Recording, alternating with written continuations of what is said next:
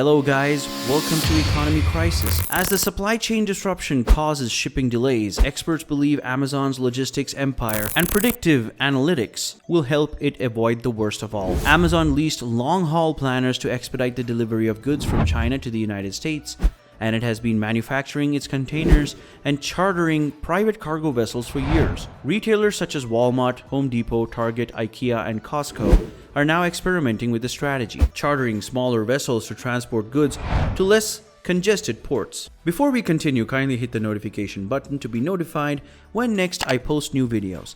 Let's get started without further ado. Online holiday orders are pouring in, but supply chain disruptions are causing concerns this season. 77 container ships are waiting in San Pedro Bay, California. That's a record, but some of those ships are unscheduled containers with charters with no docking plans. The ports of Los Angeles and Long Beach have announced that beginning November 1st, shipping companies will be fined for each container left on the dock. According to the new data released this week, the trucker shortage in the United States has reached an all-time high of 80,000.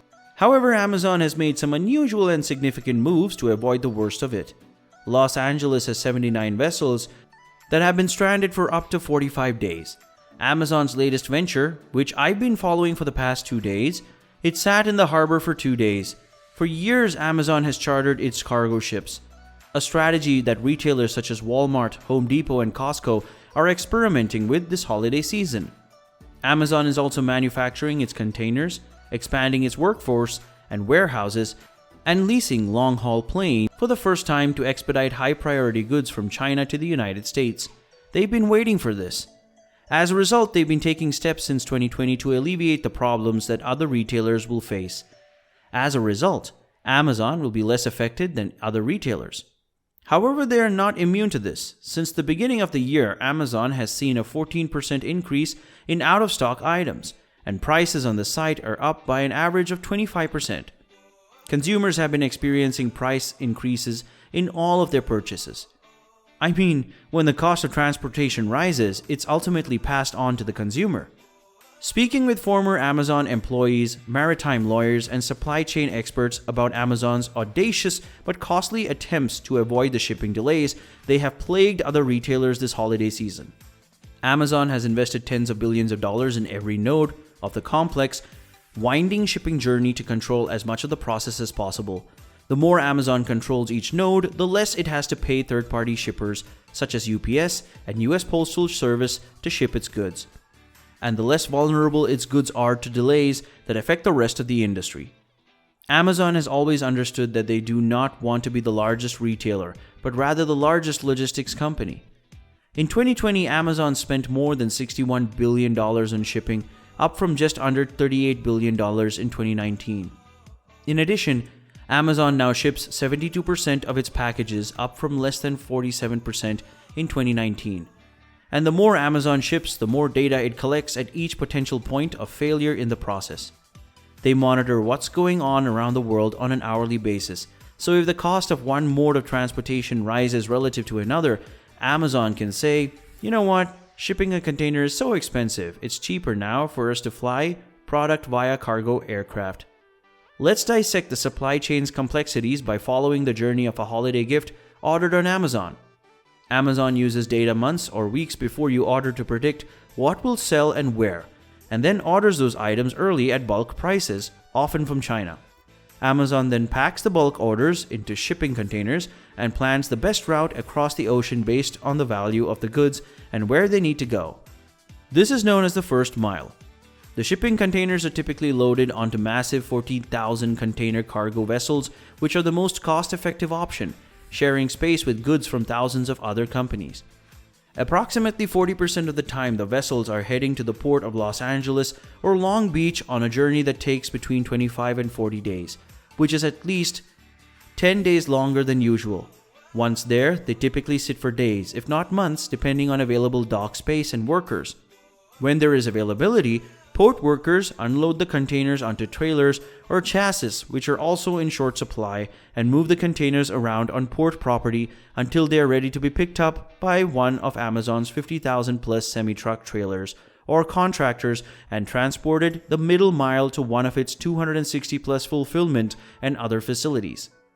It's kept here until you place an order and one of Amazon's 260,000 global drivers or one of its partners like UPS or the Postal Service picks it up for the last mile delivery.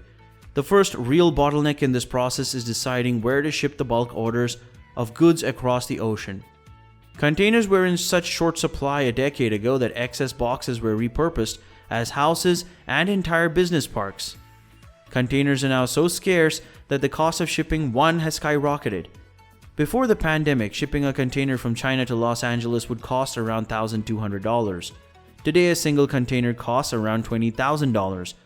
One of the reasons for the container shortage is simply the imbalance of trade. So if you have a lot of imports coming in, you're moving those containers from the port inland and getting those empty containers back is one of the challenges.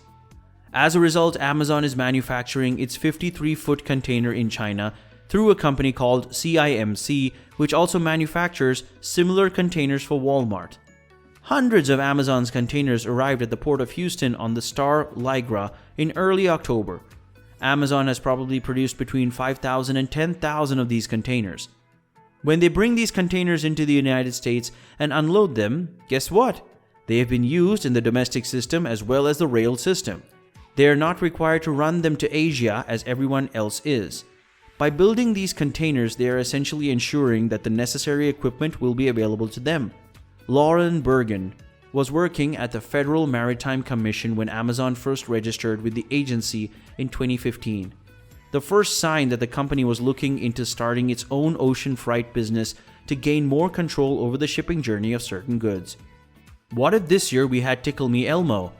You wouldn't be able to find it anywhere because it would undoubtedly become a victim of the current traffic congestion. However, that is an example of something that would give you a competitive advantage if you could provide that good faster. Amazon would not reveal specifics about its ocean freight program, but it claims to have increased ports of entry by 50% this season, expanded network partnerships, and doubled container processing capacity because congestion at the busiest US ports is at an all-time high. Amazon and other retailers are getting creative with ocean freight, repurposing old vessels and chartering their own.